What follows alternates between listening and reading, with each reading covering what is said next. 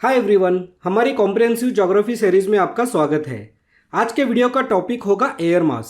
इस वीडियो में हम एयर मास की कॉन्सेप्ट को और उनके फीचर्स को समझेंगे। तो चलिए शुरू करते हैं।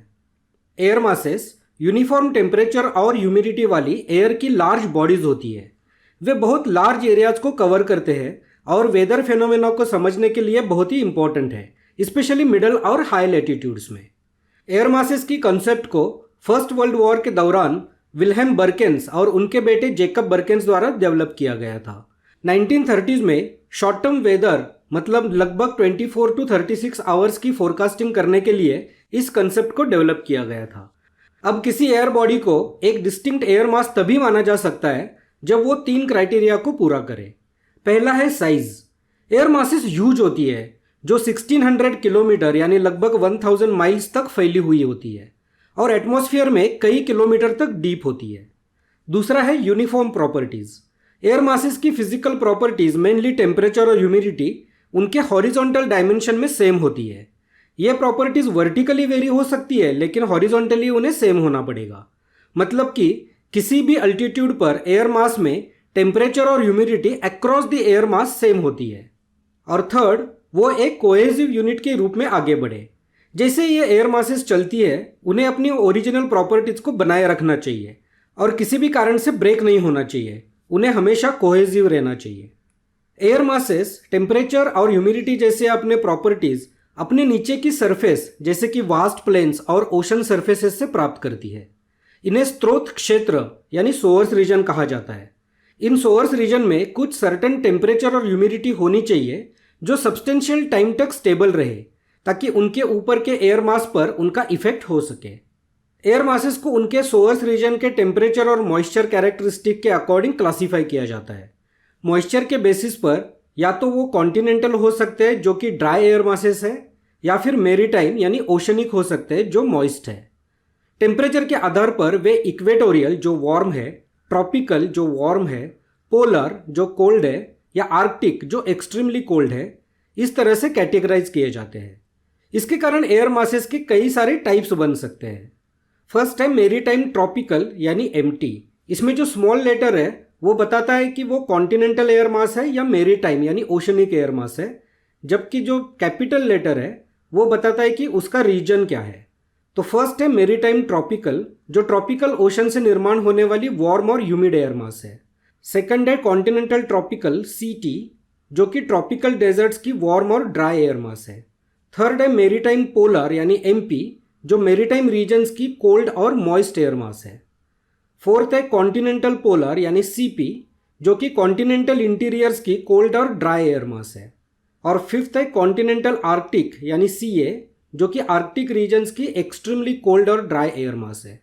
अगर कैपिटल लेटर ई है तो समझ लो कि वो इक्वेटोरियल एयर मास है। सोर्स रीजन्स हाई और लो लैटिट्यूड पे पाए जाते हैं क्योंकि हमें पता है कि मिडल लैटिट्यूड्स में क्लाइमेट बहुत वेरिएबल और अनस्टेबल होता है। तो चलो कुछ मेन सोर्स रीजन्स को देखते हैं। फर्स्ट, साइबेरिया के पास वाला कॉन्टिनेंटल इंटीरियर। सेकंड, विशाल Sahara desert. Third, north Canada के continental areas. Fourth, Atlantic ocean. Fifth, Pacific ocean. और सिक्स, सदर्न ओशन यानी अंटार्कटिक ओशन। इसे एक पर्सपेक्टिव में रखने के लिए इन एयर मासेस को आप हवा के एक विशाल और यूनिफॉर्म ब्लॉक्स के रूप में इमेजिन करो, जिनमें से प्रत्येक का अपना एक अलग टेम्परेचर और मॉइस्चर कैरेक्टरिस्टिक है और जो कि 1600 किलोमीटर तक फैली हुई है। वे स्पेसिफिक रीजन्स में बनते हैं और अपने यूनिक प्रॉपर्टीज बनाए रखते हैं। वो एटमॉस्फेयर में मूव करते हैं और जहाँ भी वो जाते हैं वो वहाँ के वेदर को इन्फ्लुएंस करते हैं। जैसे ये एयर मासेस मूव करती है उनमें 2 प्रकार के मॉडिफिकेशंस हो सकते हैं और अपने प्रॉपर्टीज को वो बदल सकती है। कैसे होते हैं ये मॉडिफिकेशंस, चलो देखते हैं। First type of modification is thermodynamic modification. जैसे एयर मास एक सोर्स रीजन से दूसरे में जाता है तो उसके हीटिंग और कूलिंग से उसके प्रॉपर्टीज में जो मॉडिफिकेशन होता है उसे कहते हैं थर्मोडायनामिक मॉडिफिकेशन।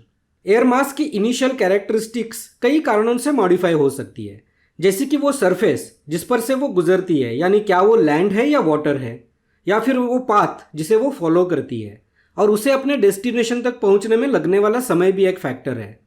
मतलब अगर वो ज़्यादा समय किसी अलग प्रॉपर्टीज के सरफेस से गुजरेगी तो उसका ज़्यादा मॉडिफिकेशन होगा।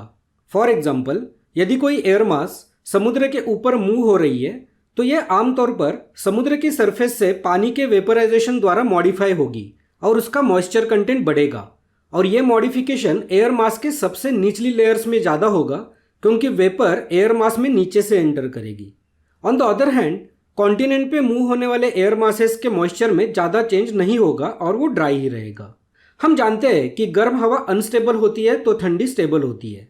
तो अपने सोर्स रीजन से दूर गर्म सरफेस पर बहने वाली ठंडी एयर मास नीचे से गर्म हो जाएगी, जिससे वो अपनी सबसे निचली लेयर्स में अधिक अनस्टेबल हो जाएगी, जबकि ठंडी सरफेस पर बहने वाली गर्म एयर मास नीचे से ठंडी हो जाएगी और उसकी निचली लेयर्स में स्टेबल हो जाएगी। एयर मासेस के मॉडिफिकेशन का दूसरा टाइप है मैकेनिकल मॉडिफिकेशन, जिसे डायनामिक मॉडिफिकेशन भी कहते हैं। अगर किसी एयर मास के पाथ में कोई फिजिकल डिस्टर्बेंस आ जाता है, जैसे कि कोई माउंटेन या साइक्लोनिक कंडीशंस या टर्बुलेंस या एडी, तो एयर मास में वर्टिकल लिफ्ट या डाउनवर्ड सब्सिडेंस यानी गिरावट आ सकती है। इस तरह के मॉडिफिकेशन को कहते हैं मैकेनिकल मॉडिफिकेशन।